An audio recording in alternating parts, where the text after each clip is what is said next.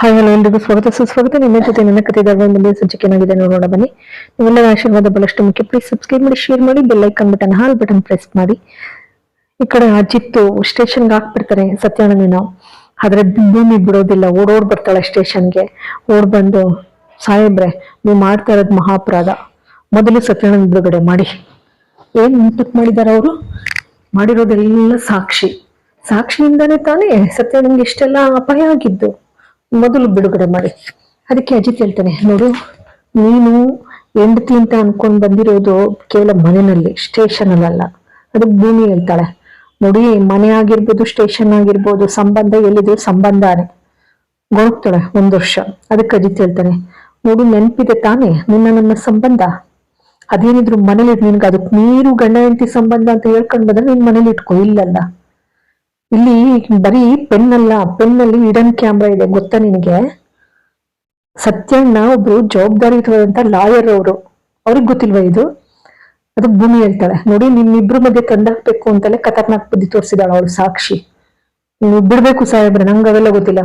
ಅದಕ್ಕೆ ಅಜಿತ್ ಹೇಳ್ತಾನೆ, ನಿಮ್ಮ ಅಣ್ಣ ಅಷ್ಟು ಬೇಕು ಅನ್ನಂಗಿದ್ರೆ ನಿನ್ಗೆ ನಿಮ್ಮ ಅಣ್ಣಂಗೊಬ್ಬ ಲಾಯರ್ ಇಟ್ಬಿಟ್ಟು ಬಿಡಿಸ್ಕೋ ಹೋಗು. ಹಾಗಂತಿದ್ದಾಗಿನೇ ಭೂಮಿಗೆ ಫ್ಲಾಶ್ ಆಗುತ್ತೆ, ಹೋಗ್ತಾಳೆ.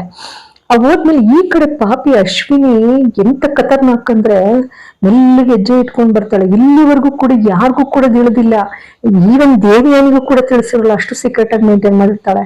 ಬಂದ್ಬಿಟ್ಟು ಅಕ್ಕ ಅಂತಾಳೆ ಸಾಕ್ಷಿ ಹಿಂತಿರಿಕೊಂಡು, ನೋಡು ನಮ್ಮಪ್ಪ ರಾಣನ್ನ ಅರೆಸ್ಟ್ ಮಾಡ್ಬಿಟ್ಟ ಅಜಿತ್ತ, ನಾನು ಏನೂ ಮಾಡಕ್ ಆಗ್ತಾ ಇಲ್ಲ ನನ್ನ ಕೈಲಿ.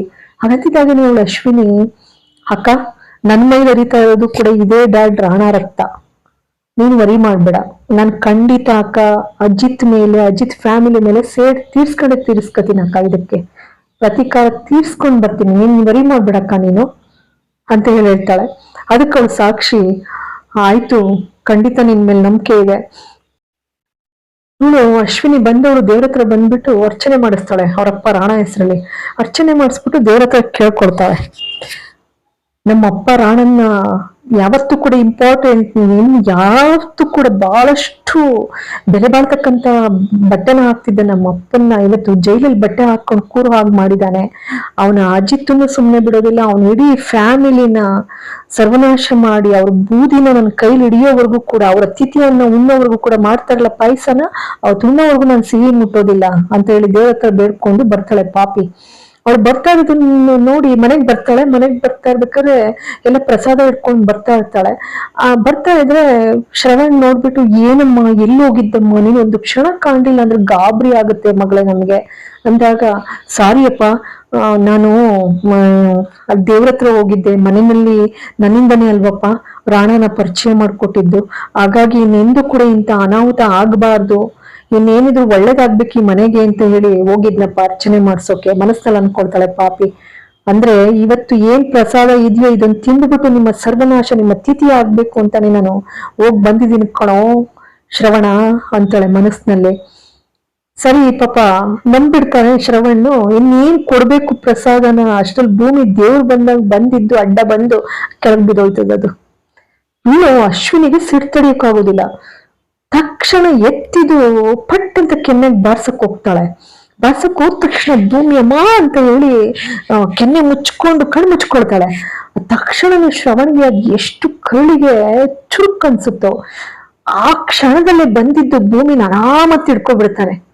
ಅನಾಮತ್ ಹಿಡ್ಕೊಂಡು ಬಾಳ ಸಿಟ್ಟು ಬಂದ್ಬಿಡ್ತದೆ ಶ್ರವಣ್ಗೆ. ಸಿಟ್ಟು ಬರ್ತಿದ್ದಾಗೇನೆ ಮನಸ್ವಿನಿ ಹಿಂದೆ ಮುಂದೆ ನೋಡೋದಿಲ್ಲ. ಏನ್ ಮನಸ್ವಿನಿ ನೀನು, ಸ್ವಲ್ಪನಾದ್ರೂ ಅರ್ಥ ಆಗಲ್ವಾ ನಿನಗೆ? ಅಲ್ಲೇ ಕುಡಿಯಕ್ ಹೋಗ್ತಿದ್ಯ, ಅವಳೇನ್ ತಪ್ಪು ಮಾಡಿದ್ಲು ಹೇಳು? ನೀನ್ ಮಾಡಿದ ತಪ್ಪು ನೀನು, ನನಗೆ ಎಷ್ಟೇ ಆಗ್ಲಿ ನನ್ಗೆ ಇದಿಷ್ಟ ಆಗ್ಲಿಲ್ಲ ನೀನು. ಹಾಗಂತಿದ್ದಾಗೇನೆ ದುರ್ಗುಟ್ಕೊಂಡು ನೋಡ್ತಾಳೆ, ಅವಳಿಂದ ಪರವಹಿಸ್ಕೊಂಡ್ ಬರ್ತಾನಲ್ಲ ಅಂತ ಹೇಳಿ. ಭೂಮಿ, ಸಾಹೇಬ್ರೆ ನನ್ ಬಂದಿದ್ ತಪ್ಪಾಯ್ತು ನನ್ ಮಧ್ಯೆ. ಅದಕ್ಕಲ್ಲಿ ಅಜ್ಜಿ ಇದ್ದವಳು ಇವಳಂತಾಳೆ ಅಶ್ವಿನಿ, ನನ್ಗೆ ಕೋಪ ಬಂದ್ಬಿಡ್ತಪ್ಪ ಪ್ರಸಾದ ಕೆಳಗ್ ಬೀಳ್ಸಿದ್ಲಲ್ಲ ಅಂತ ಹೇಳಿ. ಅದಕ್ಕೆ ಶ್ರವಣ್ ಹೇಳ್ತಾರೆ, ತಪ್ಪು ನೀನ್ ಮಾಡಿದ್ದು, ಪ್ರಸಾದ ಕೆಳಕ್ ಬೀಳ್ಸಿದ್ಲು ಅಂತ ಹೇಳ್ಬಿಟ್ಟು ಅದಕ್ಕೆ ಒಡೆಯಕ್ ಹೋಗ್ತಾರ? ಸಂಸ್ಕಾರ ಕಲಿ ಫಸ್ಟು.